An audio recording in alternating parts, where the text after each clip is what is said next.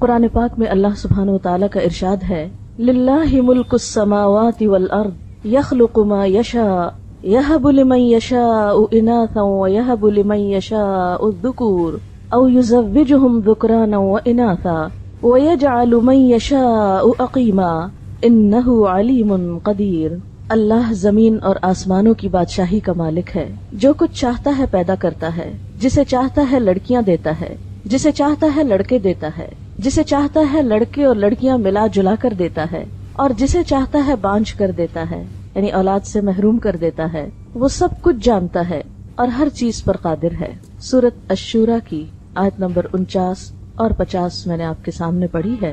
اس آیت سے پتہ چلتا ہے کہ اولاد کا ملنا انسان کے لیے سراسر اللہ کا انعام ہے، اللہ تعالیٰ کی قدرت ہے، اس کا فیصلہ ہے، جس کو جو چاہے دے اور جس سے چاہے وہ روک لے۔ اولاد انسان کے لیے خوشیوں کا باعث ہوتی ہے، انسان کی آنکھوں کی ٹھنڈک ہوتی ہے، انسان کے بڑھاپے کا سہارا ہوتی ہے، انسان کی تنہائیوں میں، انسان کے غموں میں اس کی غمخوار ہوتی ہے۔ قرآن پاک میں اولاد کی نعمت کو آنکھوں کی ٹھنڈک ہونے کے لیے ایک خوبصورت دعا سکھائی گئی ہے، ربنا ہب لنا من ازواجنا وذریاتنا قرۃ اعین وجعلنا للمتقین اماما۔ اے ہمارے رب، ہمیں اپنی بیویوں اور اپنی اولاد سے آنکھوں کی ٹھنڈک دے اور ہمیں پرہیزگار لوگوں کا امام بنا دے۔ تو گویا اولاد اسی صورت میں ایک نعمت ہے جب اولاد آنکھوں کی ٹھنڈک ہے، انسان کی اطاعت گزار ہے، فرما بردار ہے، والدین کے لیے خوشی کا سبب ہے۔ اولاد نہ صرف یہ کہ اس دنیا میں انسان کے لیے باعث راحت ہے، بلکہ انسان کے مرنے کے بعد بھی اس کی نیکیوں میں اضافے کا سبب ہے۔ سورۃ یاسین میں اللہ سبحانہ وتعالیٰ فرماتے ہیں انا نحن نحیی الموتى ونکتب ما قدموا وآثارهم وکل شیء احصیناہ فی امام مبین۔ بے شک ہم مردوں کو ضرور زندہ کریں گے اور ہم لکھ رہے ہیں جو کچھ وہ آگے بھیجتے ہیں اور جو وہ اپنے پیچھے آثار چھوڑ رہے ہیں، اور ہر چیز کو ہم نے ایک کھلی کتاب میں لکھ رکھا ہے۔ تو انسان اپنی زندگی میں جو کچھ کرتا ہے، اپنے ہاتھوں جو کما کے آگے بھیجتا ہے، اس کا بدلہ بھی کل قیامت کے دن پائے گا۔ اور اس کے علاوہ انسان اپنے پیچھے جو نشان یا آثار چھوڑتا ہے، کل قیامت کے دن جا کر ان آثار کا بدلہ بھی پائے گا۔ اپنے پیچھے چھوڑے جانے والے آثار میں سب سے بڑا اثر یا سب سے بڑا نشان خود انسان کی اولاد ہے۔ ایک حدیث میں آتا ہے رسول اللہ صلی اللہ علیہ وسلم نے فرمایا جب انسان فوت ہو جاتا ہے تو اس کا اپنا نامہ اعمال بند ہو جاتا ہے، یعنی اب خود عمل کرنے کے قابل نہیں رہتا۔ 3 چیزیں ایسی ہیں جو اس کے بعد بھی باقی رہتی ہیں، ان میں نمبر 1 نیک اولاد ہے، یعنی انسان خود عمل نہیں کر سکتا، لیکن نیک اولاد جو اچھے کام کرتی ہے وہ مرنے کے بعد بھی والدین کو فائدہ دیتے ہیں، خصوصاً ان کی دعا۔ تو فرمایا نیک اولاد جو اپنے والدین کے لیے دعائیں کرتی ہے۔ نمبر 2 صدقہ جاریہ، یعنی اچھے کاموں میں مال کا خرچ کرنا جو مرنے کے بعد بھی انسانیت کی بھلائی اور فلاح کے لیے منصوبے جاری رہیں، یعنی ان منصوبوں میں خرچ کرنا جو انسانیت کی فلاح و بہبود کے ہوں اور انسان کے مرنے کے بعد بھی جن کا سلسلہ جاری رہے۔ اور نمبر 3 وہ علم جس سے فائدہ اٹھایا جائے، یعنی دوسرے انسانوں کی زندگی میں جو روشنی لائے۔ اللہ سبحانہ و تعالیٰ نے ہم سب کو تاکید کی ہے کہ ہم صرف اپنے آج کے لیے کام نہیں کریں، اپنے کل کے لیے بھی کریں۔ ہم صرف اپنی ذات پر توجہ نہ دیں، اپنی اولاد کو بھی قابل توجہ سمجھیں۔ ہمارے لیے صرف ہمارے اپنے اعمال ہی نہیں، ہماری اولاد کے اعمال بھی ہمارے حق میں یا خلاف حجت بن سکتے ہیں۔ جہاں اولاد انسان کے لیے نیکیوں میں اضافے کا سبب ہے، وہاں قیامت کے دن بعض اولاد دشمن کا کردار ادا کرے گی۔ اولاد کو قرآن میں دشمن بھی بتایا گیا ہے کہ ان من ازواجکم و اولادکم فتنہ، تمہاری اولاد اور تمہارا مال جو ہے وہ تمہارے لیے فتنہ ہے۔ ان من ازواجکم و اولادکم عدو لکم، تمہاری اولاد اور تمہاری بیویوں میں سے بعض تمہارے دشمن بھی ہو سکتے ہیں۔ حدیث میں آتا ہے کہ قیامت کے دن ایک انسان آئے گا جس نے بہت نیکیاں کی ہوں گی، لیکن اس کو بتایا جائے گا کہ اس کی اولاد اس کی نیکیاں کھا گئی۔ جس طرح دنیا میں انسان کی اولاد کی خامیاں یا بدعمالیاں یا بد کرداریاں والدین کی عزت پر بٹا لگانے والی ہوتی ہیں، اسی طرح قیامت کے دن بھی بعض لوگوں کی اولاد ان کے لیے وبال جان ہوگی۔ تو والدین اور اولاد کا باہم تعلق ایسا ہے جسے آپ ختم نہیں کر سکتے، کاٹ نہیں سکتے۔ یہ خون کا رشتہ ایسا رشتہ ہے کہ جسے اگر بظاہر آپ آنکھ بھی کر دیں تو وہ آپ اپنے سے الگ نہیں کر سکتے، نظروں سے دور کر کے بھی دل سے دور نہیں کر سکتے۔ تو انسان کی خیر اور بھلائی اسی میں ہے کہ وہ اپنی اولاد کو اپنی زندگی کی سب سے بڑی دولت سمجھے، سب سے بڑی نعمت سمجھے، کیونکہ اولاد جیسی نعمت انسان خرید نہیں سکتا۔ ادھار نہیں لے سکتا، کہیں سے مانگ کے نہیں لا سکتا. بسا اوقات لوگ اڈاپٹ کرتے ہیں لیکن اس میں اپنی اولاد جیسی تو بات ہی نہیں ہوتی، وہ جذبات اور وہ احساسات ہی نہیں ہوتے، وہ تعلق بنتا ہی نہیں جو خون کے رشتوں کے ساتھ ہوتا ہے. اس لیے اللہ سبحانہ وتعالیٰ فرماتے ہیں وَلْتَنْظُرْ نَفْسٌ مَا قَدَّمَتْ لِغَدٍ. ہر شخص کو دیکھنا چاہیے کہ اس نے اپنے کل کے لیے کیا کیا ہے، اپنے کل کے لیے کیسے عمل کیے ہیں، یعنی خود اپنے اعمال کی شکل میں بھی اور اپنی اولاد کی شکل میں بھی. اگر انسان اپنے پیچھے نیک اولاد چھوڑ کر جاتا ہے تو وہ ہر نماز میں اپنے والدین کے لیے دعا کرتے ہیں. نماز کے اختتام پر مشہور دعا جو سب کو آتی ہے، اس کا معنی کیا ہے؟ رب اجعلنی مقیم الصلاۃ ومن ذریتی ربنا وتقبل دعاء ربنا اغفر لی ولوالدی وللمؤمنین یوم یقوم الحساب. اے رب مجھے اور میری اولاد کو نماز کا پابند بنا، قائم کرنے والا بنا. اے ہمارے رب دعا قبول فرما.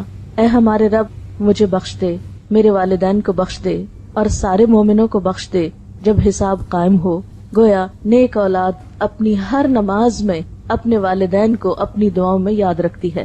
اگر شعوری طور پر یاد کر کے دعا کرنا بھول بھی جائے تو نماز کی پابندی کی صورت میں ہر نماز کے آخر میں زبان سے دعا نکلتی ہی ہے، اس کے بغیر تو نماز مکمل ہی نہیں ہوتی. اس کے علاوہ اللہ سبحانہ وتعالیٰ نے اولاد کو خاص طور پر والدین کے لیے جو دعا سکھائی ہے قرآن پاک میں، وہ ہے رب ارحمہما کما ربیانی صغیرا. اے رب ان دونوں پر یعنی ماں اور باپ دونوں پر اپنی رحمت فرما جس طرح انہوں نے مجھے بچپن میں پالا تھا. گویا اسلام میں اولاد کی یہ ذمہ داری ہے کہ وہ والدین کے ساتھ اچھا سلوک کرے، حسن سلوک کرے، اور اسی حسن سلوک میں سے ہے کہ وہ والدین کی جہاں خدمت کرے وہاں ان کے لیے دعائیں بھی کرے، ان کے ساتھ اچھا معاملہ بھی کرے. اسی طرح ایک اور حدیث سے ہمیں پتہ چلتا ہے کہ ایک شخص جب فوت ہو جاتا ہے تو برزخ میں اس کا درجہ بلند کیا جاتا ہے. وہ پوچھتا ہے کہ یا رب یہ میرے درجے کی بلندی کیسے ہوئی؟ تو اسے بتایا جاتا ہے کہ تمہارے بعد تمہاری اولاد جو دعا کر رہی ہے تمہارے لیے، اس کی وجہ سے یہاں تمہارا درجہ بلند ہو رہا ہے. تو والدین کی دعائیں اولاد کے لیے اور اولاد کی دعائیں والدین کے لیے قبول ہوتی ہیں. لیکن یاد رکھیے کہ یہ سب کچھ انسان کو اسی وقت نصیب ہو سکتا ہے جب انسان اپنی ذمہ داری پوری کرے.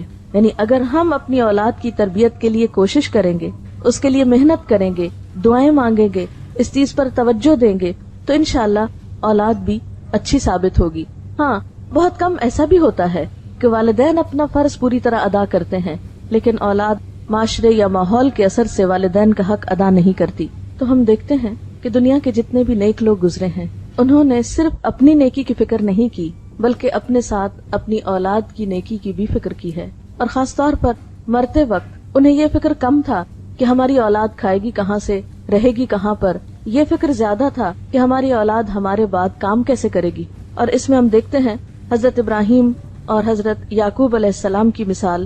وَوَصَّى بِهَا إِبْرَاهِيمُ بَنِيهِ وَيَعْقُوبُ يَا بُنَيَّ إِنَّ اللَّهَ اصْطَفَى لَكُمُ الدِّينَ فَلَا تَمُوتُنَّ إِلَّا وَأَنْتُمْ مُسْلِمُونَ. ابراہیم علیہ السلام نے اور یعقوب علیہ السلام نے اپنے بچوں کو وصیت کی. وصیت کہتے ہیں مرنے سے پہلے انسان اپنی اولاد کے حق میں کچھ تاکیدیں کر جائے. انہوں نے اپنی اولاد کو کیا وصیت کی کہ اے میرے بچوں، اللہ نے تمہارے لیے اس دین کو چن لیا تو تمہیں موت ہرگز نہ آئے مگر یہ کہ تم مسلمان ہو، یعنی ہمارے بعد تم حالت اسلام پر ہی زندہ رہنا. اسی طرح پھر فرمایا ام کنتم شہداء اذ حضر یعقوب الموت. کیا تم اس وقت حاضر تھے جب یعقوب علیہ السلام کو موت آئی؟ اذ قال لبنیہ، جب انہوں نے اپنے بچوں سے کہا ما تعبدون من بعدی، میرے بعد کس کی عبادت کرو گے؟ قالوا نعبد الہک و الہ آبائک ابراہیم و اسماعیل و اسحاق الہا واحدا ونحن له مسلمون، کہ ہم تیرے الہ، تیرے باپ دادا ابراہیم، اسماعیل اور اسحاق علیہم السلام کے الہ کی عبادت کریں گے جو ایک ہی الہ ہے اور ہم سب اسی کے فرما بردار اور اسی کے تابع دار ہیں.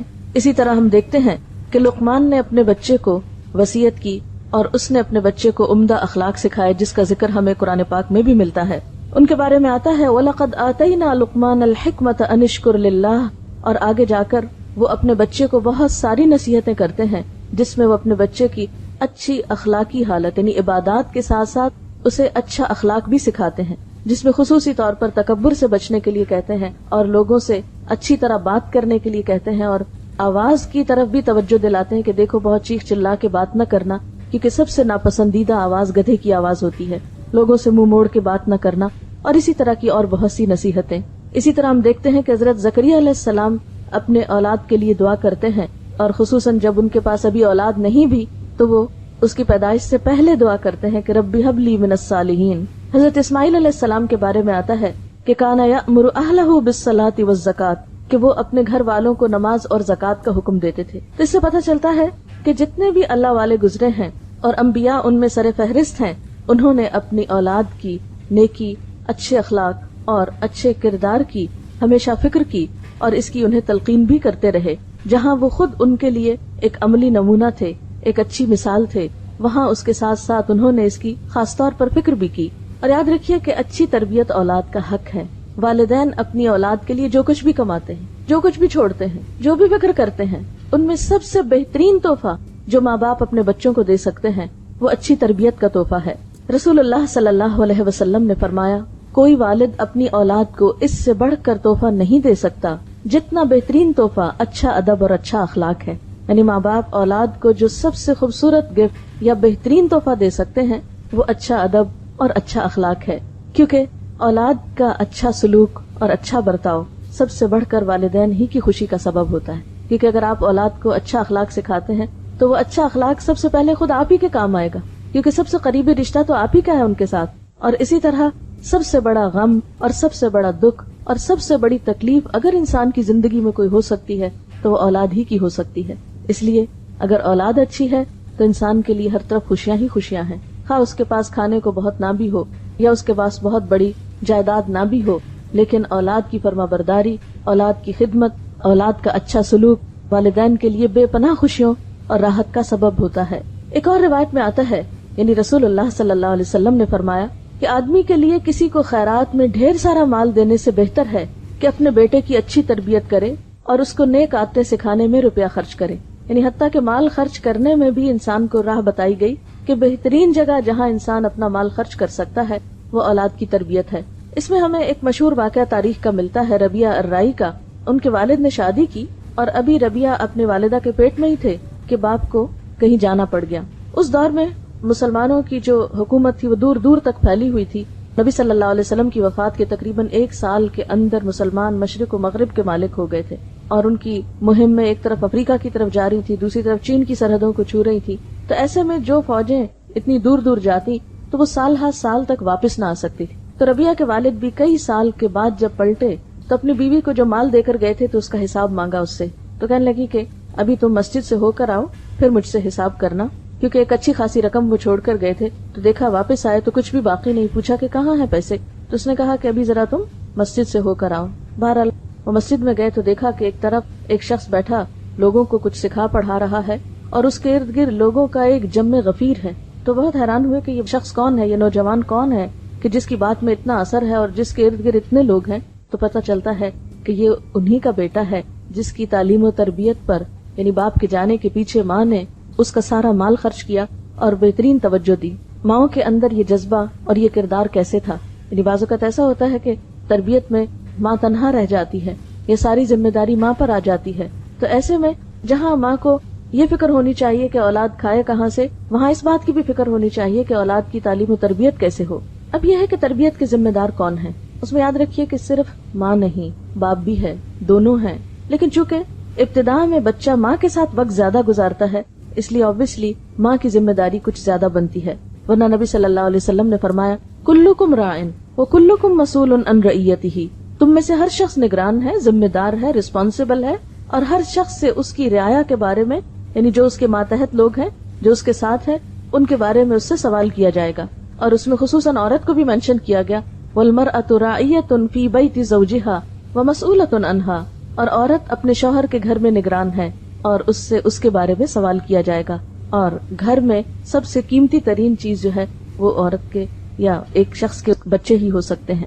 یعنی گھر کی قیمتی ترین چیزوں میں سب سے قیمتی چیز انسان کی اولاد ہے. اب ہم یہاں یہ دیکھیں گے کہ پھر والدین اپنی اولاد کی تربیت کب شروع کریں اور تربیت کس موقع سے ہونی چاہیے، یعنی کب سے شروع ہونی چاہیے. تو بات یہ ہے کہ تربیت دنیا میں آنے سے پہلے سے شروع ہو جانی چاہیے. یعنی اولاد کی کیئر اور اولاد کو اچھے اخلاق اور اچھے کردار سکھانے کے لیے یہ نہیں کہ جب بچے بڑے ہو جائیں اور شروع میں ہم یہ کہتے رہیں کہ ابھی تو بچے چھوٹے ہیں، جب بڑے ہوں گے تو دیکھا جائے گا. نہیں، بچپن سے ہی یعنی ان کی پیدائش سے پہلے ہی اس بات کی فکر کرنی چاہیے. اور پیدائش کے وقت تو ہر بچہ معصوم ہوتا ہے، جیسے حدیث میں آتا ہے کہ ہر بچہ فطرت پر پیدا ہوتا ہے. یہ اس کے ماں باپ ہوتے ہیں جو اس کو یہودی یا عیسائی یا کچھ اور بنا دیتے ہیں. اب ایک بچہ جو بالکل پاک صاف اور معصوم ہے، ایک صاف کتاب کی طرح ہے، اس کو آپ کیا بناتے ہیں یہ آپ پر ڈیپینڈ کرتا ہے کہ آپ اس کی تربیت کس طرح کرتے ہیں. جیسا کہ پہلے میں نے عرض کیا کہ تربیت کا آغاز یا تربیت کی ابتدا جو ہے وہ پیدائش سے پہلے ہونی چاہیے. لہٰذا ہم دیکھیں گے کہ دوران حمل یعنی ایک بچے کی ولادت سے پہلے ماں کو کیسا کردار ادا کرنا چاہیے. اور اس بات کی جو تحقیق ہے کہ ولادت سے پہلے ہی بچے کے اوپر ماں کے جذبات اور احساسات اور اس کے رویے کے اثرات پڑنا شروع ہو جاتے ہیں، یہ معروف بات ہے اور ایک ثابت شدہ حقیقت ہے. ایک بزرگ کے پاس کوئی خاتون گئی یہ پوچھنے کے لیے کہ میں اپنے بچے کی تربیت کیسے کروں. تو انہوں نے پوچھا کہ بچے کی عمر کیا ہے. تو جب عورت نے بتایا تو کہا کہ تربیت کی عمر تو گزر چکی، اس لیے کہ تربیت تو پیدائش سے پہلے شروع ہوتی ہے. کیونکہ بعض جگہوں پر آتا ہے کہ 3 سال میں بچے کی ابتدائی شخصیت مکمل ہو جاتی ہے، بعض جگہوں پر 5 سال کا ذکر آتا ہے، بعض 7 سال کہتے ہیں. یعنی بچہ اپنی عمر کے ابتدائی حصے میں جو کچھ جذب کر جاتا ہے وہ بعد کی زندگی میں اتنا نہیں کرتا. اگر یہ نہیں کہ وہ وقت ختم ہو جاتا ہے، بڑے ہو کر تربیت ہو نہیں سکتی، لیکن اہم ترین وقت جو ہے وہ پیدائش سے پہلے اور پیدائش سے بعد کا ہے.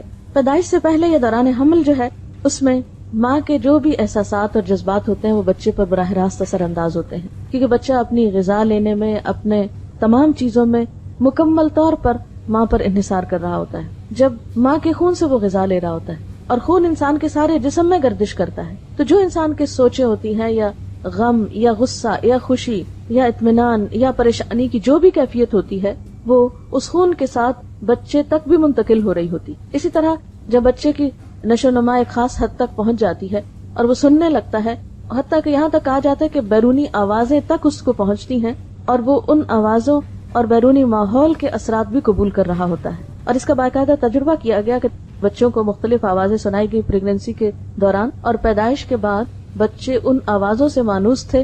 لہٰذا جب وہ روتے تو ان کو وہی مخصوص آواز سنائی جاتی تو خاموش ہو جاتے، جیسے کسی خاص میوزک کی آواز یا کسی خاص ماحول کی جو اثرات ہیں. تو بچہ اگرچہ ابتدا میں بول نہیں سکتا، کچھ کر نہیں سکتا، صرف رو کر ہی اپنے سارے جذبات کا اظہار کرتا ہے، لیکن وہ بہت کچھ اس حال میں بھی سیکھ رہا ہوتا ہے، جذب کر رہا ہوتا ہے. اس میں سب سے پہلی اور بنیادی چیز جو ہے وہ نیک اولاد کی دعا ہے. یعنی پیدائش سے پہلے کثرت سے اولاد کی نیکی اور اچھے اخلاق کی دعائیں مانگنی چاہیے. یہ دعائیں ہمیں قرآن پاک سے ملتی ہیں. مثلا رب ہب لی من الصالحین، اے اللہ مجھے نیک اولاد عطا کر. رب ہب لی من لدنک ذریۃ طیبہ، اے اللہ مجھے اپنے پاس سے پاکیزہ اولاد عطا کر.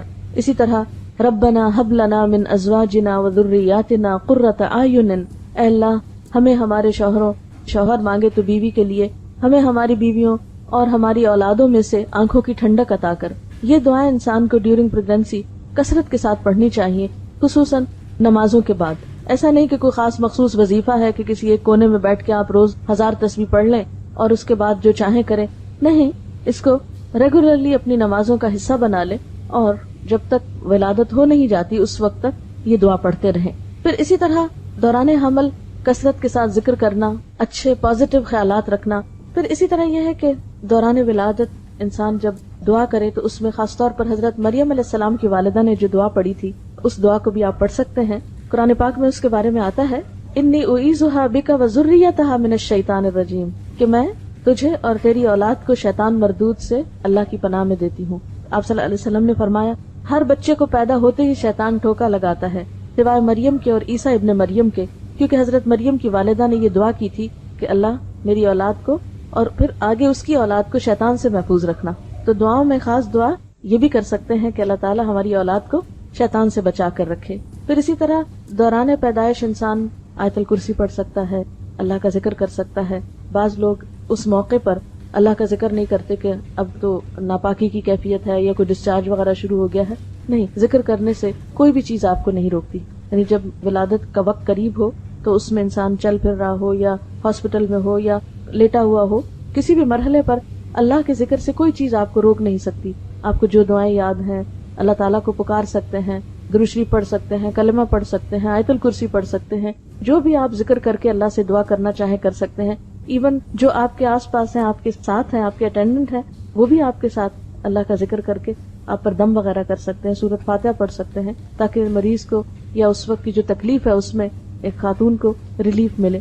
اب یہ ہے کہ جب پیدائش ہو جاتی ہے تو اس کے بعد کیا کرنا چاہیے؟ سب سے پہلے بچے کی پیدائش پر خوشی کا اظہار کر کے اور پھر دعا بھی دینی چاہیے۔ ایک دعا جو ہمیں سکھائی گئی وہ ہے بارک اللہ لک فی الموہوب لک وشکرت الواہب وبلغ اشدہ ورزقت برہ۔ کیا معنی اس دعا کا؟ اللہ تمہارے لیے اس بچے میں جو بھی تمہیں عطا ہوا ہے اس میں برکت پیدا کرے، اور تم دینے والے کے شکر گزار بنو، اور یہ بچہ اپنی جوانی کو پہنچے اور تمہیں اس کی نیکی نصیب ہو، یعنی یہ اولاد تمہارے ساتھ نیکی کرنے والی ہو، تمہاری اطاعت گزار اور فرما بردار ہو۔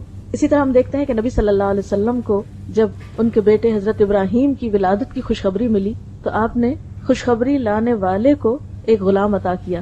آج کل ہمارے یہاں بھی رواج ہے نا کہ جو خوشخبری لے کر آتا ہے اس کو کچھ دیا جاتا ہے۔ بعض اوقات مثلاً کوئی نرس پیغام لے کر آتی ہے یا ڈاکٹر لے کر آتی ہے تو آپ کچھ نہ کچھ خوشی سے اس کو دیتے ہیں، تو یہ بھی ایک مسنون طریقہ ہے، اس کو اپنے اوپر بوجھ نہیں سمجھنا چاہیے۔ تو نبی صلی اللہ علیہ وسلم نے اتنا بڑا تحفہ ایک آنے والے کو دیا۔ اس طرح آپ کو یاد ہوگا کہ عربوں کے ہاں یہ عام رواج بھی تھا، اور آپ صلی اللہ علیہ وسلم نے اس رواج کو ختم نہیں کیا۔ جیسے آپ کی پیدائش پر ابو لہب جو آپ کا چچا تھا، سویبہ جو لونڈی تھی، اس نے جب خبر دی آپ صلی اللہ علیہ وسلم کی پیدائش کی تو اس نے اشارے سے اس کو کہا کہ جاؤ تم آزاد ہو، یعنی اس غلام عورت کو آزاد کر دیا اس خوشی میں کہ اس نے بھتیجے کی پیدائش کی خوشخبری سنائی تھی۔ تو اس موقع پر خوشی کا اظہار کرنا، خوشی میں خواہ آپ مٹھائی کھلائیں، خواہ آپ کسی کو کوئی تحفہ دیں، کوئی ہدیہ دیں، کچھ بھی کریں، ایسا کرنا کوئی خلاف اسلام نہیں ہے یا کوئی لوکل رسم نہیں ہے، نہیں، اللہ کی نعمت کا ایک اظہار ہے، اور انسان اپنی حیثیت کے مطابق جو بھی کرے، ہاں نمائش کے لیے نہیں کرنا چاہیے، دکھاوے کے لیے یا اپنی حیثیت سے بڑھ کے خود پہ بوجھ نہیں ڈالنا چاہیے، لیکن اگر انسان کچھ بھی خوشی کا اظہار کسی بھی طریقے سے کرنا چاہتا ہے تو اس کی اجازت ہے۔ پھر اس کے بعد پہلی چیز بچے کے کان میں اذان دینا ہے، یعنی پیدائش ہوگی، اس کو نہلایا دھلایا، اس کو تیار کیا اور اس کے بعد کان میں اذان دی۔ طبرانی کی روایت میں آتا ہے کہ حضرت حسین رضی اللہ تعالیٰ عنہ کی جب ولادت ہوئی تو آپ نے ان کے ایک کان میں اذان دی اور دوسرے میں اقامت۔ اذان دینے میں کیا حکمت ہے کہ بچہ دنیا میں آ کر سب سے پہلے اللہ کا نام سنے۔ اب دیکھیں کہ جب انسان فوت ہوتا ہے نا تو اس کی نماز جنازہ پڑھی جاتی، تو انسان کے آنے پر اذان دی جاتی ہے اور جانے پر اس کی نماز پڑھی جاتی ہے، اور انسان کی زندگی ایسے ہی ہے جیسے اذان اور نماز کے بیچ کا وقفہ، یعنی کل قیامت کے دن انسان کو ایسے ہی پتہ چلے گا کہ چند لمحے دنیا میں گزار کر آیا ہوں۔ پھر اسی طرح یہ ہے کہ اللہ کی عظمت اور اللہ کی محبت بچے کے دل میں بیٹھتی ہے۔ پھر اسی طرح بچے کو جو پہلی غذا دی جاتی ہے اس کو تحنیک کہا جاتا ہے۔ کہتے ہیں کہ جو انسان بھی بچے کو پہلی غذا دیتا ہے، اب تو فوراً ماں کے دودھ پہ ڈال دیتے ہیں یا کوئی بھی چیز دی جاتی ہے، تو چونکہ بچہ بالکل ایک نیو بورن جو ہوتا ہے وہ فریش اور ہر طرح کے اثرات قبول کر رہا ہوتا ہے، بالکل ایک معصوم سی چیز ہوتی ہے، تو جو انسان بچے کو پہلی غذا دیتا ہے تو اس انسان کی جو شخصیت ہوتی ہے وہ بھی اس کے ہاتھ سے جو ریز نکلتی ہیں یا اس کے جسم سے وہ بچے میں منتقل ہوتی۔ اس لیے آپ صلی اللہ علیہ وسلم کے پاس بچے پیدائش کے بعد لائے جاتے تھے اور آپ ان کو، جسے ہماری زبان میں گھٹی دینا کہتے ہیں، اور گھٹی سے مراد کو خاص دوا یا کاڑھا نہیں ہے، یا کچھ تھوڑا سا شہد بھی ہو سکتا ہے یا چبائی ہوئی کھجور بھی ہو سکتی ہے، لیکن ایسے شخص کی ہو جس کا اخلاق اور کردار جو ہے معروف ہو، کیونکہ بچے کی ابتدائی زندگی میں وہ چیز بھی اس کی شخصیت کا حصہ بننے والی ہے۔ اس میں ہم دیکھتے ہیں حضرت اسما فرماتی ہیں کہ عبداللہ بن زبیر جب پیدا ہوئے ان کے بیٹے تو میں نے ان کو آپ کی گود میں دے دیا، آپ نے خرما منگوایا، یعنی خشک کھجور منگوائی، اس کو چبا کر اپنے لعاب کے ساتھ ان کے منہ میں لگا دیا۔ عموماً تالو میں ہلکا سا لگا دیتے ہیں، ایسا نہ ہو کہ جو بچے کے گلے میں پھنس جائے یا اتنا بڑا ٹکڑا نہ ڈال دیا جائے، بالکل معمولی سا جتنا بچے کی لینے کی سکت ہو اس کے مطابق، لیکن یہ کہ یہ بھی ایک طرح کی رسم ہوتی ہے اور یہ سمجھے کہ اسلامی رسم ہے۔ حضرت عائشہ کا بیان ہے کہ آپ کے ہاں بچے لائے جاتے، آپ ان کے لیے تہنیک کرتے اور ساتھ دعا دیتے، تو جو شخص بھی بچے کو پہلی غذا دے رہا ہو اس کے ساتھ ساتھ بچے کو وہ دعا بھی دے۔ امام احمد بن حنبل کے ہاں بچے کی پیدائش ہوئی تو انہوں نے ایک نیک خاتون کے پاس اپنے بچے کو بھیجا جن کا نام ام علی تھا، اور ان سے اپنے بچے کی تہنیک کروائی۔ اسے بھی پتہ چلتا ہے کہ مرد کے علاوہ عورت بھی یہ کر سکتی ہے، یعنی یہ صرف مرد ہی نہیں کہ کوئی بہت بزرگ ہوں یا اللہ والے ہوں، گھر میں کوئی خاتون بھی ہو سکتی ہیں کوئی اچھے اخلاق اور کردار کی کہ جس کا آپ چاہیں کہ بچے کے اندر اس کی شخصیت کا بھی اثر جائے۔ پھر اس کے بعد یہ ہے کہ بچے کو دودھ پلانا بچے کا حق ہے، یعنی پہلی غذا کے بعد آپ اس کو نارملی سک کروا سکتے ہیں، خواہ دودھ نہ بھی ہو، جو کچھ بھی ہو اس میں، لیکن بچے کی ماں کے ساتھ ایک اٹیچمنٹ ہوتی ہے، 9 مہینے وہ ماں کے پیٹ میں رہا ہے، بالکل ایک دم سے ہٹا کے اس کو فیڈرز پہ ڈال دینا بچے کے ساتھ بہت بڑی زیادتی ہے اور ایک جذباتی دھچکا بھی ہے، لہٰذا ماں کو چاہیے کہ وہ اس کو دودھ بھی پلائے۔ قرآن پاک میں اللہ تعالیٰ کا حکم ہے وَالْوَالِدَاتُ يُرْضِعْنَ أَوْلَادَهُنَّ حَوْلَيْنِ كَامِلَيْنِ، مائیں اپنے بچوں کو 2 پورے سال دودھ پلائیں، یہ اس کے لیے حکم ہے لمن اراد ان یتم الرضاع، کہ جو بچے کے دودھ پلانے کا ارادہ رکھتا ہو۔ ہاں، عربوں میں رواج یہ تھا کہ بعض اوقات خود نہیں مائیں دودھ پلاتی تھی، دایا کو دے دیا جاتا، جو شہر سے باہر بادیہ میں عورتیں بچوں کو لے جاتی، مخصوص قبیلے ہوتے تھے جو بچوں کو پالا کرتے تھے، جن کی عورتیں خود صحت مند تھی، تو ان صحت مند عورتوں سے بچوں کو دودھ پلوایا جاتا اور بچے کی نشو و نما ایک کھلی آب و ہوا میں کی جاتی۔ وہ ان کا ایک کلچر تھا، ہمارے لیے ضروری نہیں کہ ہم بھی ایسے ہی کوئی طریقہ اختیار کریں، لیکن بہرحال رضاعت جو ہے یا دودھ کا پلانا جو ہے یہ بچے کا حق ہے، اور اس میں ہم دیکھتے ہیں کہ اس میں بہت سے اس کے طبی فائدے بھی بتائے جاتے ہیں، ماں کے لیے بھی فائدہ مند، بچے کے لیے، لیکن سب سے بڑی بات یہ ہے کہ بچے اور ماں کا ایک قلبی تعلق اور ایک ریلیشن شپ ڈیولپ ہوتا ہے، ایک قربت آتی ہے، ایک انڈرسٹینڈنگ ڈیولپ ہوتی ہے۔ یعنی ماں جب دودھ پلا رہی ہوتی ہے، وہ آدھا گھنٹہ پلا رہی ہے جتنی دیر، تو وہ ایک کلوزنس کا بھی احساس ہوتا ہے، اور پھر دوبارہ ماں کے سینے میں جو خیالات ہیں، افکار ہیں، اچھی پازیٹیو سوچیں ہیں، وہ بھی دودھ کے ساتھ وہ بچے کے اندر ایک طرح سے منتقل کر رہی ہوتی ہے، کیونکہ انسان کی شخصیت پر، انسان کے اخلاق پر اس کا کھانا پینا بھی اثر انداز ہوتا ہے۔ مختلف قوموں کی جو عادات اور اخلاق اور کردار ہیں، ان کے بارے میں بھی کہا جاتا ہے کہ ان کی غذا کا ان پر اثر ہے۔ تو اگر بچہ ماں کا دودھ لے رہا ہے تو ظاہر ہے کہ پھر ماں کے اثرات اس پر ہوں گے۔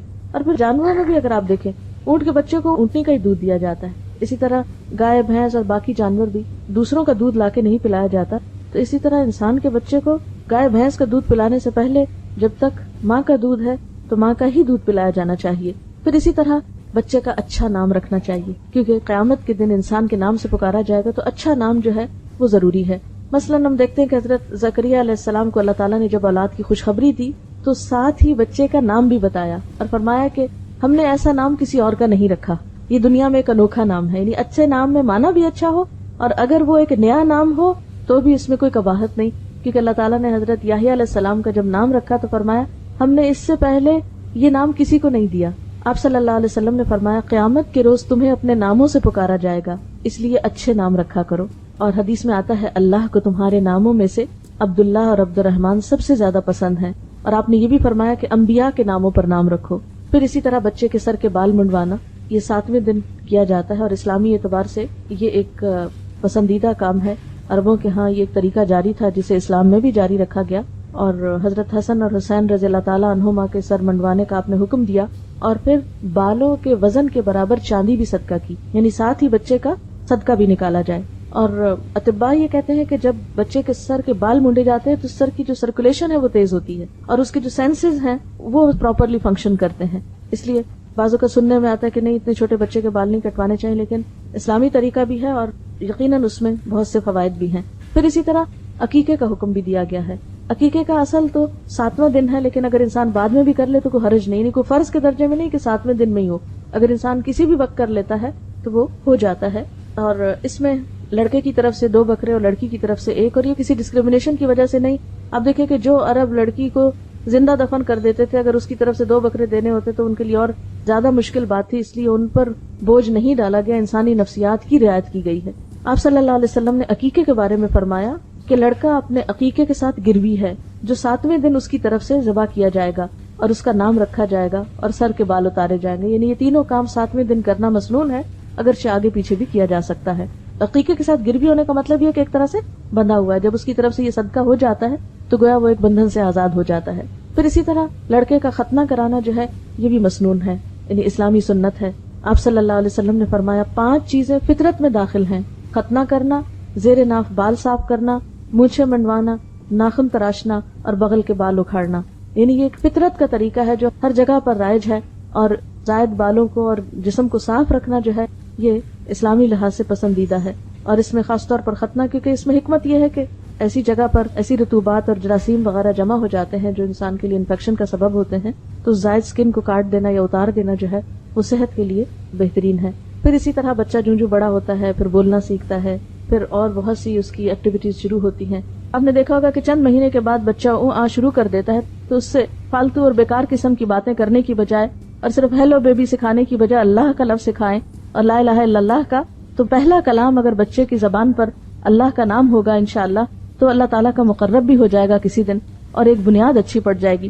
آپ دیکھیے کہ بچے کی تربیت ایسے ہی ہے جیسے آپ ایک بیج ڈالتے ہیں زمین میں، جب اس کی ایک چھوٹی سی کمپل نکلتی ہے تو آپ اس کی کیئر کرتے ہیں، روشنی، اس کے پانی، اس کی ماحول، اس کو گرمی سردی سے بچا کر اس کی کیئر کرتے ہیں، اور مالی اس وقت تک اس کی نگہداشت کرتا ہے اس پودے کی جب تک کہ وہ پودا پوری طرح مضبوط نہیں ہو جاتا. اور پھر بھی آپ نے دیکھا ہوگا کہ جس باغ کے اندر کیئر کرنے والا مالی موجود ہو، اس باغ کے پودوں کا رنگ ہی کچھ اور ہوتا ہے. اس کا فرق آپ یوں سمجھ سکتے ہیں جیسے ایک جنگل ہوتا ہے اور ایک باغ ہوتا ہے. ایک وہ باغ ہوتا ہے جو خود لگایا جاتا ہے، اور ایک جنگل ہے جو خود بخود اگ جاتا ہے. تو وہ بچے جن کی تربیت نہیں ہوتی، جن کی تراش خراش نہیں ہوتی، وہ ایک جنگل کی طرح بڑھتے ہیں، اور اسی طرح وہ بچے جن کی تراش خراش ہوتی ہے، تربیت ہوتی ہے، وہ ایک بہترین مالی کے لگائے ہوئے باغ کی طرح ہوتے ہیں جو ایک ایک پودے کا خیال رکھتا ہے، اور اس میں زرد پتے بھی نکالتا ہے، اور اس کی ٹرمنگ بھی کرتا ہے، اس کی شاخوں کو فالتو بکھرنے اور پھیلنے سے بھی بچاتا ہے، اور خاص شیپ دیتا ہے. اس کو ایک ایک چیز کی فکر ہوتی ہے. تو بالکل تربیت کا عمل بھی ایک طرح سے ایک مالی کے عمل سے ملتا جلتا عمل ہے. اور پھر ہم دیکھتے ہیں کہ بچوں کی تربیت میں یہ نہیں کہ ہم نے شروع میں چند ایک ریچولز کر دی اور ہم فارغ ہو گئے. نہیں، وہ تو زندگی بھر کا ساتھ ہے. جب تک بھی بچہ آپ کے ساتھ ہے آپ یہ کام کرتے چلے جائیں گے. پہلی چیز جو اب اگلے مرحلے پہ شروع ہوتی ہے وہ بولنا ہے. نبی صلی اللہ علیہ وسلم کا طریقہ کیا تھا؟ آپ نے فرمایا کہ جب تمہاری اولاد بولنے لگے تو اس کو لا الہ الا اللہ سکھا دو، پھر مت پرواہ کرو کہ کب مرے، اور جب دودھ کے دانت گر جائیں تو نماز کا حکم دو، یعنی 7 سال کی عمر میں. اسی طرح حدیث میں یہ بھی آتا ہے کہ آپ کے خاندان میں جب کسی بچے کی زبان کھل جاتی تو آپ اس کو سورۃ الفرقان کی دوسری آیت سکھاتے. وہ آیت ہے الذی لہ ملک السماوات والارض ولم یتخذ ولدا ولم یکن لہ شریک فی الملک وخلق کل شیء فقدرہ تقدیرا. وہ خدا جو آسمان اور زمین کی بادشاہی کا مالک ہے، جس نے کسی کو بیٹا نہیں بنایا، جس کے ساتھ بادشاہی میں کوئی شریک نہیں ہے، جس نے ہر چیز کی تخلیق کی اور پھر اس کی موضوع تقدیر مقرر فرمائی. تو نبی صلی اللہ علیہ وسلم اپنے خاندان کے بچوں کو جب بولنے پہ آ جاتے تو سب سے پہلی آیت یہ حفظ کروایا کرتے تھے. پھر اسی طرح ہم دیکھتے ہیں کہ تربیت کے کچھ اور بھی رہنما اصول ہیں. مثلاً بچوں کے ساتھ محبت اور شفقت کے ساتھ پیش آنا. آپ صلی اللہ علیہ وسلم نے فرمایا وہ ہم میں سے نہیں جو بچوں کے ساتھ شفقت نہیں کرتا، بچوں کے ساتھ رحمت سے پیش نہیں آتا، اور جو ہمارے بڑوں کی عزت نہیں کرتا. ابتدائی سالوں میں خاص طور پر بچے کے ساتھ محبت اور شفقت کا سلوک کرنا چاہیے. اس میں خصوصاً میں ماؤں سے یہ کہنا چاہوں گی کہ بچے بعض اوقات تنگ کرتے ہیں. مثلا چھوٹے بچے جب دانت نکال رہے ہوتے ہیں تو ماؤں کے جسم کو چبانا شروع کر دیتے ہیں، یا بعض اوقات بال کھینچتے ہیں، یا بعض اوقات روتے ہیں، تنگ کرتے ہیں، سر مارتے ہیں، بہت سی تکلیفیں دیتے ہیں بچے بچپن میں بھی. ایسے تمام مواقع پر صبر سے کام لینا اور خوشی کے ساتھ اور خندہ پیشانی کے ساتھ ان چیزوں کو برداشت کرنا ضروری ہے. بعض مائیں بے حوصلہ ہو کر بچے کو چھوٹی سی عمر میں مارنے لگتی ہیں، بعض اوقات ہاتھ دباتی ہیں، بعض اوقات دھکا دے دیتی ہیں، بعض اوقات چیخنے لگتی ہیں. یہ چیزیں بچے کی تربیت پر ایک نیگیٹو اثر ڈالتی ہیں. ان سے پرہیز کرنا چاہیے. دیکھیں ماں کے 3 درجے کیوں زیادہ ہیں؟ اسی وجہ سے کہ ماں تکلیفیں زیادہ اٹھاتی ہے تربیت میں اور اس کی اپ برنگنگ میں. آپ صلی اللہ علیہ وسلم ہمیشہ بچوں کے ساتھ پیار اور محبت کا برتاؤ کرتے تھے. اور حضرت حسن کے بارے میں آتا ہے کہ ان کو پیار سے جب اٹھاتے تو اپنی زبان کی سرخی نکال کے دکھاتے. یعنی بعض اوقات ہم بچوں سے لاڈ کرتے ہیں نا، تب آپ دیکھیں آپ اللہ کے پیغمبر ہیں، اتنا بڑا مقام اور مرتبہ ہے. تو بعض اوقات گھر کے بزرگ بہت ایک مصنوعی سا رویہ بچوں کے ساتھ رکھتے ہیں، بزرگی کا، کہ نہیں بس ایک روب کے ساتھ بچے کے ساتھ بات کریں. نہیں، اللہ کے رسول صلی اللہ علیہ وسلم سے بڑھ کر بڑا مرتبہ کس کا ہو سکتا ہے؟ ایک اور صحابی ہے محمود بن ربی، وہ کہتے ہیں کہ میری عمر 5 سال تھی، آپ صلی اللہ علیہ وسلم نے کنویں سے پانی کا ڈول نکالا، منہ میں کلی بھری اور میرے منہ پہ پھار پھینکی. یعنی بچوں کے ساتھ بچوں جیسی شرارت کرنا.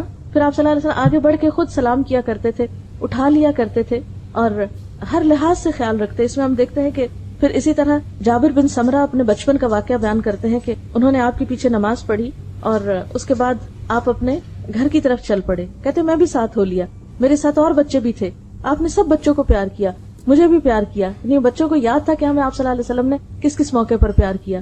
پھر اسی طرح آپ کا معمول تھا جب آپ سفر سے تشریف لاتے تھے تو جو مدینہ میں اونٹنی داخل ہوتی سب بچوں کو اوپر بٹھانا شروع کر دیتے. تو یعنی جیسے ایسا ہوتا نا کہ باپ گھر میں آ رہے ہیں یا کوئی بزرگ آ رہا ہے تو بچے سارے اکٹھے ہو جاتے ہیں، کوئی کندھوں پہ چڑھنے لگتا ہے، کوئی لپٹنے لگتا ہے. تو ایسے میں بچوں کو ان کی شوخیاں کرنے دینا چاہیے. آپ صلی اللہ علیہ وسلم ان کو اپنی سواری پر سوار کرنا شروع کر دیتے تھے، خواہ وہ کسی کے بھی بچے ہوتے تھے، محبت کے ساتھ اور شفقت کے ساتھ. پھر اسی طرح آپ صرف مسلمان بچوں کے ساتھ نہیں، بغیر کسی مذہب کی تفریق کے ہر ایک کے بچوں کے ساتھ اچھا سلوک کرتے تھے. ہجرت کے موقع پر جب آپ کا مدینہ میں داخلہ ہو رہا تھا تو چھوٹی بچیاں جو تھیں وہ آپ کے استقبال کے لیے کھڑی تھیں اور انہوں نے آپ کے لیے گیت گائے تھے اور آپ نے ان سے پوچھا کہ تم یہ کیوں کر رہی ہو؟ تو انہوں نے کہا کہ اللہ کے رسول صلی اللہ علیہ وسلم ہم آپ سے محبت کرتے. تو آپ نے فرمایا میں بھی تم سے پیار کرتا ہوں. یعنی عام طور پہ ہم بچوں کو اگنور کر دیتے، نہیں، ان کے ساتھ پیار محبت کی بات کرنا یا ان کا حال پوچھ لینا یہ انسان کی شان میں کمی نہیں کرتا. اور سب سے بہترین چیز بچوں کو پھر اچھا اخلاق سکھانا ہے، اور خاص طور پر چاہے لڑکا ہو یا لڑکی ہو ان میں فرق نہ کریں. آپ نے فرمایا خاص طور پر کچھ دینے کے معاملے میں بچوں میں فرق نہ کرو، اس سے ان کی شخصیت پر منفی اثرات پڑتے ہیں، اور خصوصاً ابتدائی زندگی میں پہلے 7 سال تو زیادہ سے زیادہ شفقت اور محبت ہی کا سلوک کرنا چاہیے۔ اقرا بن حابس کے بارے میں آتا ہے کہ وہ آپ صلی اللہ علیہ وسلم کے پاس آئے اور آپ اس وقت حضرت حسن کو گود میں بٹھا کر پیار کر رہے تھے، تو اقرا کو دیکھ کر بہت تعجب ہوا، بولے اے اللہ کے رسول صلی اللہ علیہ وسلم، آپ بھی بچوں کو پیار کرتے ہیں؟ کیونکہ ان کے ہاں کیا تھا کہ جو شخص جتنا روب والا ہو وہ بچوں کو بس صرف ٹیڑھی آنکھ سے ہی دیکھے اور ڈرائے رکھے اور اٹھائے نہیں۔ بچوں کو اٹھانا شاید کوئی کمزوری کی علامت ہے، اور کہنے لگا کہ میرے تو 10 بچے ہیں لیکن میں نے کبھی کسی کو بھی پیار نہیں کیا۔ آپ نے فرمایا اگر اللہ نے تمہارے دل سے رحمت و شفقت چھین لی ہے تو میں کیا کر سکتا ہوں؟ یعنی بچوں کو پیار نہ کرنا سنگ دل ہونے کی علامت ہے، اور بچوں کے ساتھ شفقت و محبت سے پیش آنا رحم دلی کی علامت ہے۔ پھر اسی طرح بچوں کو اچھا اخلاق سکھانا، نبی صلی اللہ علیہ وسلم نے فرمایا اپنی اولاد کی عزت کرو، یعنی بچوں کی بھی بے عزتی نہیں کرنی چاہیے، ان کو تان و تشنی نہیں کرنی چاہیے، ان کو برے ناموں سے نہیں پکارنا چاہیے، ان کا مذاق نہیں اڑانا چاہیے، بلکہ اس کے برعکس بچوں کے ساتھ بھی عزت کا معاملہ کرنا چاہیے، کیونکہ ان کی بھی عزت نفس ہوتی ہے۔ اگر بار بار مجروح ہوگی تو ماں باپ کے دشمن ہو جائیں گے۔ ان کے آداب بہتر بناؤ، اس لیے کہ تمہاری اولاد تمہارے لیے اللہ کا ہدیہ ہے، یعنی اولاد ایک طرح سے تحفہ ہے تمہارے لیے، لہٰذا اس تحفے کی قدردانی کرو۔ پھر اسی طرح اگر ایک سے زائد بچے ہوں تو بچوں کے درمیان مساوات کرنے کا حکم دیا۔ آپ صلی اللہ علیہ وسلم نے فرمایا سووا بین اولادکم فی العطیہ لو کنت مفضلا احدا لفضلت النساء، تم بچوں کو کچھ دینے میں برابری کرو، اگر میں کسی کو زیادہ دے سکتا تو بیٹیوں کو زیادہ دیتا، لیکن یہ ہے کہ بیٹے ہوں یا بیٹیاں جب بھی ان کے لیے کچھ خریدیں یا جب بھی ان کو کچھ دینے لگیں تو سب کے ساتھ برابری کریں۔ بعض اوقات ایسا ہوتا ہے کہ کوئی ایک بچہ اپنی فرما برداری، اچھے اخلاق کی وجہ سے والدین کا زیادہ پسندیدہ ہو جاتا ہے، یا چھوٹا بچہ جو ہوتا ہے وہ عموماً ماں باپ کو زیادہ پیار ہوتا ہے، یا بعض اوقات بڑا بچہ جو ہوتا ہے وہ زیادہ توجہ لے جاتا ہے، لیکن اپنے دلی جذبات اور اپنی توجہ کو ایک طرف رکھتے ہوئے دینے دلانے کے معاملے میں برابری کرنی چاہیے۔ محبت میں تو بسا اوقات برابری نہیں ہو سکتی کیونکہ انسان کے جذبات ہر ایک کے لیے مختلف ہوتے ہیں اور وہ انسان کے بس کی بات بھی نہیں ہوتی، لیکن اس کا اظہار کرنے میں بھی اعتدال سے کام لینا چاہیے، کیونکہ بعض اوقات ماں باپ ایک بچے کی تعریف دوسرے بچے کے سامنے اتنی زیادہ کرتے کہ دوسرے بچے احساس کمتری میں مبتلا ہو جاتے ہیں، یا یہ کہ وہ ماں باپ سے دور ہونے لگتے ہیں کہ ماں باپ کو ہم سے تو محبت ہے ہی نہیں۔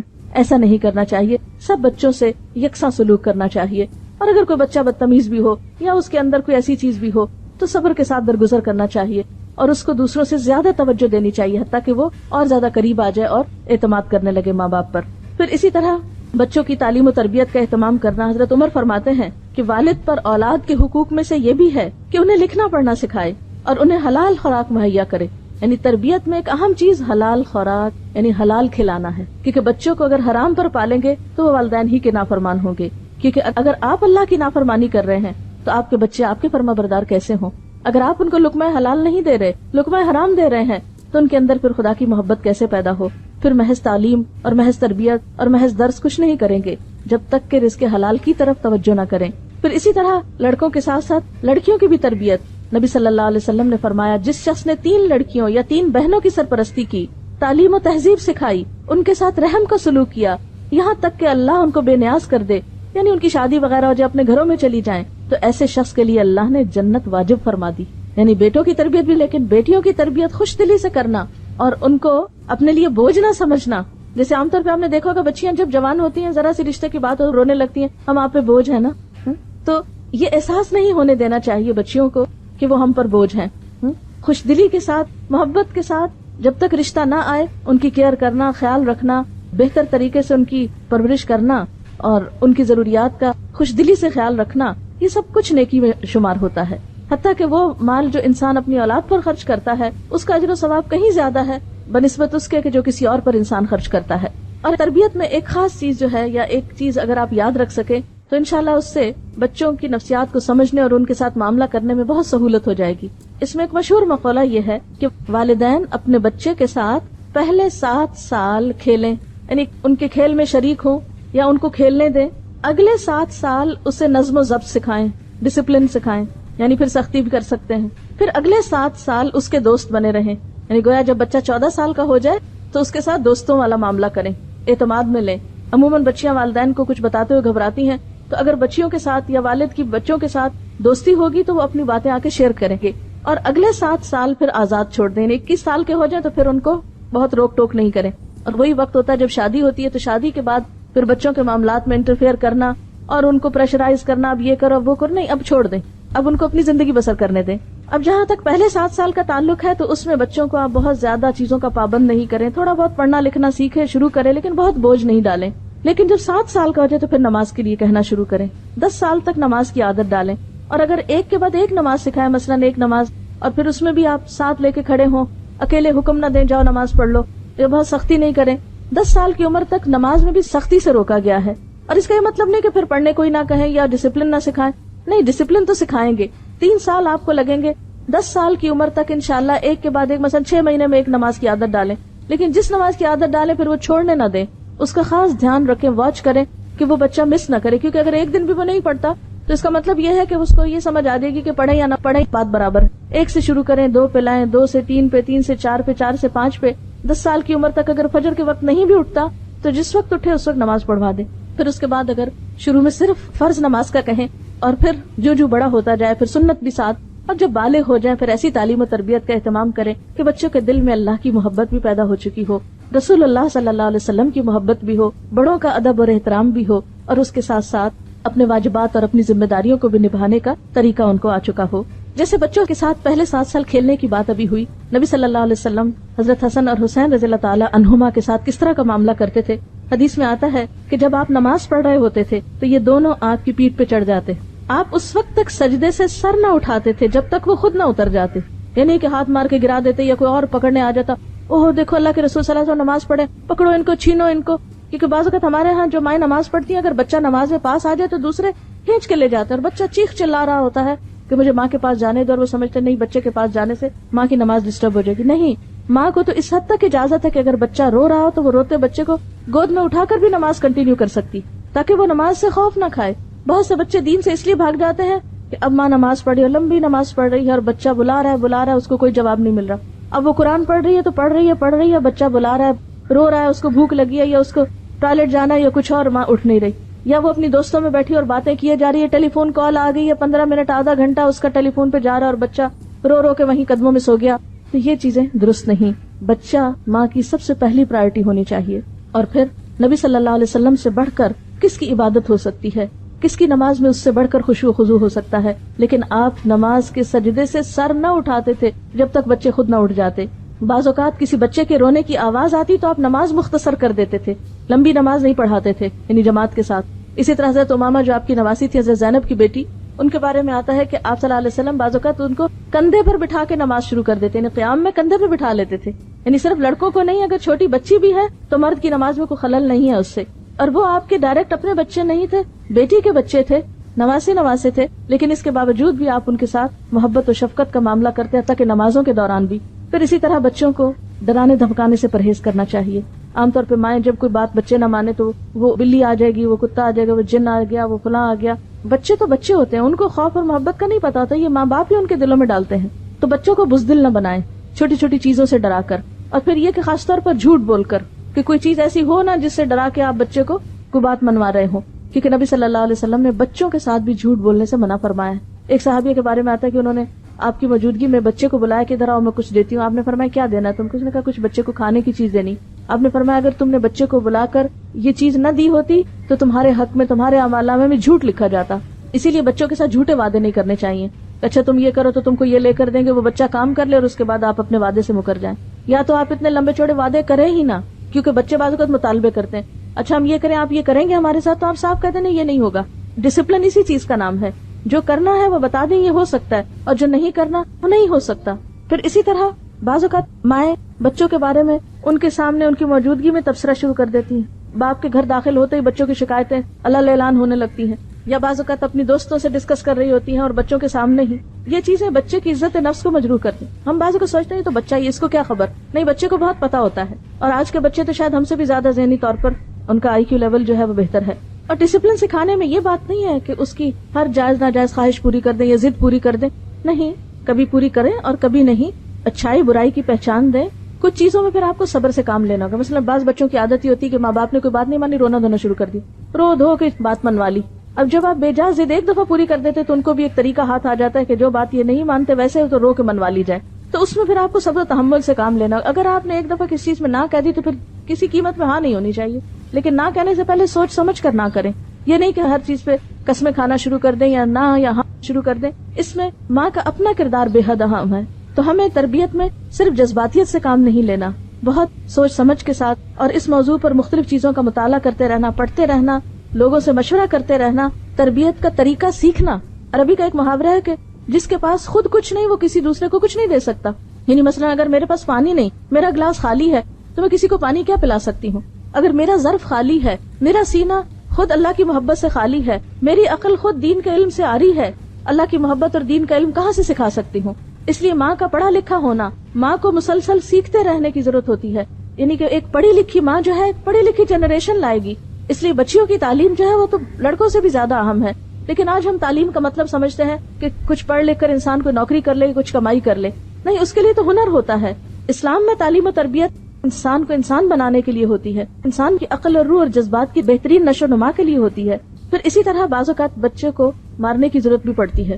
اگرچہ 10 سال کی عمر میں مارنے کی اجازت ہے، لیکن اس کی بھی کچھ شرائط ہیں. ایک تو یہ کہ شدید غصے کی حالت میں نہیں مارنا چاہیے. پھر اسی طرح 10 سال کی عمر سے پہلے نہ مارا جائے. پھر اسی طرح چہرے اور سینے اور پیٹ پہ نہیں مارنا چاہیے. پھر اسی طرح 3 ضربوں سے زائد نہیں لگانی چاہیے. ایسی ضرب نہیں جس سے نشان پڑ جائے بچے پہ. اور اگر کبھی ایسی ضرورت پڑے تو تنہائی میں بچے کے ساتھ آپ ایک آدھ لگا سکتے ہیں. لیکن لوگوں کے بیچ میں بیٹھے بیٹھے ادھر سے دھپ مارا، ادھر سے ہاتھ مروڑے، ادھر سے کان کھینچے، ادھر سے بال کھینچے، ادھر سے دھکا دے دیا، یہ سب بہت ہی زیادتی کی باتیں ہیں. یہ تربیت کے لیے سخت نقصان دہ ہیں، کیونکہ جس کی آپ عزت نہیں کر رہے اس کی آپ تربیت کر ہی نہیں سکتے. تربیت کرنے کے لیے بھی دوسرے کو اعتماد میں لینا اور اس کو عزت دینا بے حد ضروری ہے.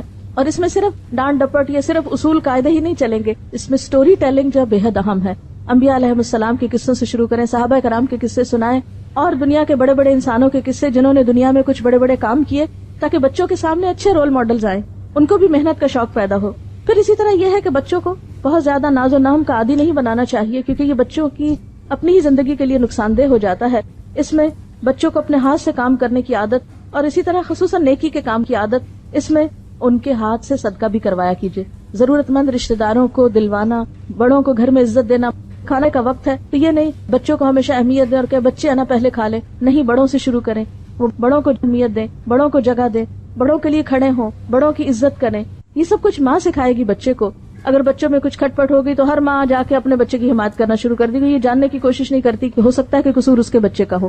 تو ہمیشہ عدل و انصاف سے کام لینا چاہیے، اپنے بچوں کے درمیان بھی اور اپنے بچوں اور رشتہ داروں کے بچوں میں بھی اگر کوئی کھٹ پٹ ہو جائے. اسی طرح حکمت و دانش سے کام لینا ہوگا. پھر اسی طرح بعض اوقات نبی صلی اللہ علیہ وسلم کا طریقہ یہ تھا کہ وہ سوال و جواب کے انداز میں تربیت کیا کرتے تھے، کہ بچے زندگی کے مختلف مواقع پر مختلف چیزوں کے بارے میں جاننا چاہتے ہوتے، اور والدین سے زیادہ ہمدرد اور رہنما کوئی نہیں ہو سکتا. لیکن اگر کسی وقت آپ سمجھیں کہ آپ اپنے بچے کے ساتھ بہتر کمیونیکیشن نہیں کر سکتے، آپ کسی اچھے انسان کی بھی مدد لے سکتے ہیں کہ جو آپ کے بچے کے ساتھ اچھی کمیونیکیشن کر سکے. عام طور پر پہلے جب فیملی سسٹم ہوتے تھے یا خاندانی نظام مضبوط تھا تو ہم نے دیکھا ہوگا کہ بچوں کی تربیت صرف ماں نہیں کرتی تھی، دادی کا بھی حصہ ہوتا تھا، نانا نانی کا بھی حصہ ہوتا تھا. آپ کو اپنے بچپن یاد ہوں گے جو خواتین ہیں بڑی، کہ بعض اوقات باقاعدہ پلان کے تحت آپ رشتہ داروں کے گھر جاتے تھے، وہ آپ کے گھر چھٹیاں گزارنے آتے تھے اور اس طرح خاندان قریب آتے تھے. اب جب سے ہر شخص مصروف ہو گیا ہے، رشتہ داروں کا بھی آپس میں آنا جانا، ایک دوسرے کے گھر جا کے رہنا، باہم جذبات کو شیئر کرنا، یہ سب چیزیں ختم ہوتی چلی جا رہی ہیں. لہٰذا خود غرضی کا عنصر بڑھتا چلا جا رہا ہے. تو جب ہم بچوں کو خود غرضی پہ پالتے ہیں تو پھر بڑے ہو کر وہ ہماری پرواہ کرنا بھی بھول جاتے ہیں. عام طور پہ مائیں جب بچوں کو کھانا کھلا رہی ہوتی ہے کہتی تم کھا لو ورنہ وہ کھا لے گا. تو جب وہ کھا لے گا کا خوف دلا دیتے ہیں بچے کو اور وہ سے بچا کے سب کچھ رکھتے ہیں، تو پھر بڑے ہو کر بچوں کے دلوں میں وسعت کہاں سے آئے گی، وہ دوسروں کے ساتھ شیئر کس طرح کر سکیں گے. لہٰذا اگر آپ چاہتے ہیں کہ آپ کے بچے کی اچھی تربیت ہو تو صرف خود اکیلے نہیں، اپنے خاندان کو ساتھ لے کر آپ کو چلنا ہوگا، کیونکہ ان کا آپ کے بچوں پر اثر ہوگا اور آپ کے بچے ان کو آئیڈیالائز کریں گے. اور اگر کہیں ایسا موقع نہ ہو تو اچھے دوست اور اچھے لوگوں کے ساتھ دوستی جو ہے وہ بھی بچوں پر اثر انداز ہوتی ہے. ایسے لوگوں کے گھروں میں جانا کہ جن کے بچے خود تربیت یافتہ ہوں، بچے ان سے بہت کچھ سیکھ رہے ہوتے ہیں. پھر اسی طرح اسکول میں جو کچھ کر رہے ہوتے ہیں اس کی خیر خبر رکھنا، اور پھر خصوصی طور پر جو جذبات کے اظہار میں ڈسپلن قائم کرنا، یہ بے حد ضروری ہے. بعض اوقات بچے چھوٹی چھوٹی باتوں پر آسمان سر پہ اٹھا لیتے، چیخنا چلانا، چھوٹی چھوٹی باتوں پر لڑائی جھگڑا کرنا، دوسروں سے لڑنا جھگڑنا، مار پٹائی، اس طرح کی عادتیں بچوں میں ڈیولپ ہونے لگتی ہیں. تو ان چیزوں کو بھی روکنے کی ضرورت ہے. اسی طرح زیادہ ہنسی، زیادہ رونا، زیادہ چیخنا چلانا، زیادتی جو ہے ان کی شخصیت میں وہ نقصان دہ ہے. اس کا سبب معلوم کر کے اس کا علاج کیا جا سکتا ہے. اور اپنی بات اس پر اختتام کروں گی کہ بچہ اگر محبت میں جیتا ہے تو اعتماد سیکھتا ہے، تانوں میں جیتا ہے تو احساس کمتری کا شکار ہوتا ہے. نفرت میں جیتا ہے تو نفرت دینا سیکھتا ہے، گھٹے ہوئے ماحول میں جیتا ہے تو شرمیلا ہو جاتا ہے. اس لیے بچے کی تربیت کے لیے بہترین چیز اچھا ماحول ہے، کیونکہ ہر انسان اپنے ماحول کی پیداوار ہوتا ہے. اب دیکھیے کہ بعض اوقات ہم سمجھتے ہیں کہ بس ٹھیک ہے ہماری چوائس ہے، ہم بچوں کی اچھی تربیت کریں یا نہ کریں. بعض اوقات ہم سمجھتے ہیں کہ بس چوائس کی بات ہے، بس ہمت ہے، توفیق ہے، موقع ہے، کر سکتے ہیں تو اچھی تربیت کر لیں. نہیں، قرآن پاک میں اللہ سبحانہ و تعالیٰ فرماتے ہیں اے لوگو جو ایمان لائے ہو، اپنے آپ کو اور اپنے گھر والوں کو آگ سے بچاؤ. ان بچوں کو آگ سے بچانا ہماری ذمہ داری ہے. ایسا نہ ہو کہ یہ اپنے دین سے دوری کی بنا پر یا کسی بھی غلط کام کی بنا پر آخرت میں ناکامی سے دوچار ہوں. ہمارے دلوں کو چین کیسے آ سکتا ہے اگر ہمارے بچے کامیاب نہ ہوں؟ دنیا میں بھی ناکام ہو تو تکلیف ہوتی ہے، اور آخرت کی ناکامی تو بہت ناکامی ہے. اللہ تعالیٰ سے دعا ہے کہ وہ ہمیں اپنی ذمہ داری کو بہترین طریقے پر ادا کرنے کی توفیق عطا فرمائے، تاکہ ہماری اولاد ہمارے لیے صدقہ جاریہ ہو، اور ہمارے لیے دنیا میں بھی آنکھوں کی ٹھنڈک اور ہماری آخرت میں بھی ہمارے اعمال میں اور ہمارے درجات میں اضافے کے سبب بنے. وآخر دعوانا ان الحمد للہ رب العالمین. سبحانک اللہم وبحمدک نشہد ان لا الہ الا انت نستغفرک ونتوب الیک. والسلام علیکم ورحمۃ اللہ وبرکاتہ.